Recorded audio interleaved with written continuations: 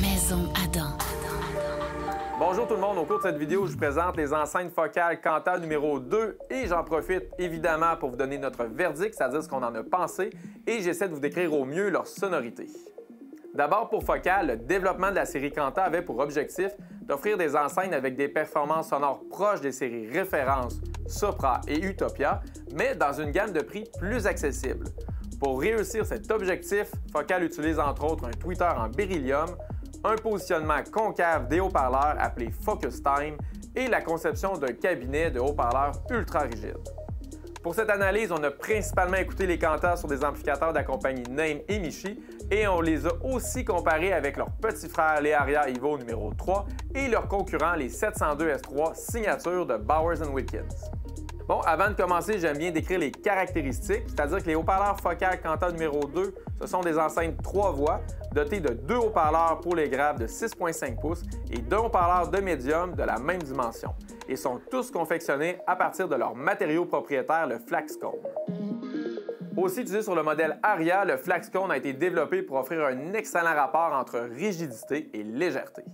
Ces enceintes présentent une réponse en fréquence de 35 Hz à 40 kHz.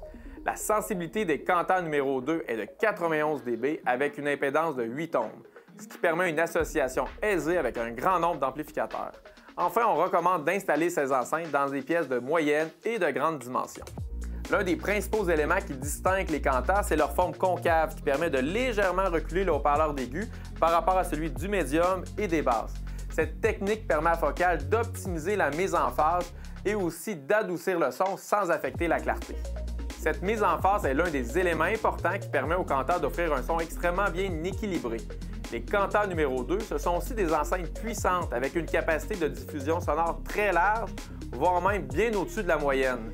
Une chanson comme The Peppery Man de Nathalie Marchand, où on entend la chanteuse sur le canal de gauche et le chanteur sur le canal de droite, est d'ailleurs particulièrement éloquent pour ce qui est de l'espace que la musique occupe dans la pièce. Une aussi belle image sonore nous a immédiatement fait penser à celle des 702 S3 signature de Bowers & Wilkins. Après comparaison, ce qu'on peut en dire, c'est que le modèle de Bowers présente une image sonore plus aérienne et un peu plus transparente grâce à son tweeter on-top. Mais le modèle Kanta numéro 2 présente à son avantage une image sonore beaucoup plus large et profonde. Pour ce qui est de la définition sonore et la dynamique, les Kanta numéro 2, par rapport à leurs petits frères les Aria, présentent une sonorité encore plus organisée qui accroît le niveau de détail et permet une meilleure uniformité entre les basses, les médiums et les aigus. Cette différence, on la constate d'abord avec leur tweeter en beryllium, un métal rare qui est 50 fois plus cher que l'or. Le beryllium offre le meilleur rapport rigidité et poids, une caractéristique qui est importante parce que la définition du son est directement liée à la vitesse d'accélération du haut-parleur. À l'écoute, on profite de hautes fréquences qui sont particulièrement claires et articulées. Si je prends encore l'exemple de la chanson de Peppery Man de Nathalie Marchand, le tintement de la guitare s'étire encore plus clairement et loin dans le temps sur les Kanta que ce qu'on entend sur la série Aria qui ne possède pas ce fameux tweeter en beryllium. On l'avait entendu sur les Aria, mais les haut-parleurs Flaxcone de Focal donnent un excellent résultat en ce qui a trait à la transparence et la douceur du son. Mais ce qui démarque les Kanta, c'est leur capacité à contrôler le débattement du haut-parleur.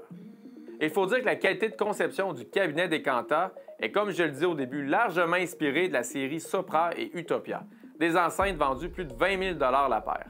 La façade sur laquelle les haut-parleurs sont fixés est en polymère qui accroît de 70 % la rigidité par rapport au MDF. Également, le cabinet est moulé dans une seule pièce de contreplaqué pour assurer plus de rigidité. Une conception ultra rigide d'un cabinet d'enceinte est souvent l'un des éléments importants qui distingue les enceintes milieu de gamme des enceintes haut de gamme. À cela, si on ajoute la qualité des haut-parleurs utilisés, on obtient un son qui est extrêmement précis sur toute la plage de fréquences et aussi très dynamique. Pour produire de belles basses, en plus des haut-parleurs de 6,5 pouces, Focal a installé sur les Kanta 2 sorties d'air. Celle de l'avant est là pour la dynamique et l'autre, à l'arrière, est pour la profondeur. Les Kanta numéro 2 produisent donc des basses qui sont à la fois extrêmement précises, mais aussi très puissantes.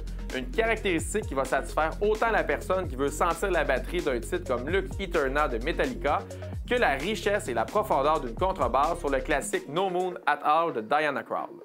Pour ce qui est de la finition, les Kanta sont disponibles en 4 couleurs, Fini Shine, Walnut, Noir et Blanc.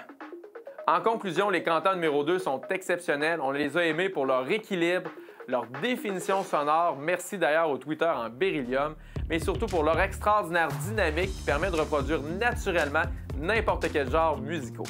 Si vous avez aimé cette vidéo, je vous recommande de nous suivre sur nos différents médias sociaux ou encore de visiter notre site web maisonadam.ca.